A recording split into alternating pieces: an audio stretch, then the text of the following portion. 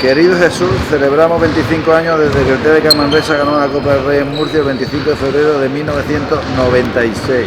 Alguna de vosotras no había nacido.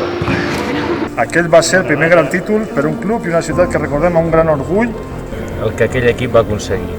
Gestas com aquella quedaran per sempre a la nostra memòria. El que vau aconseguir ha fet que el nostre nom sigui conegut arreu i fan que la nostra història com a club segueixi endavant. Gràcies per haver format part del bàsquet Manresa. Gràcies per aquella Copa del Rei. Gràcies per haver escrit una de les pàgines més glorioses de la nostra història. T'enviem un petit regal per commemorar els 25 anys del títol. I esperem que aviat puguem fer de nou tots junts. El nou Congost i amb la nostra afició. Ostres!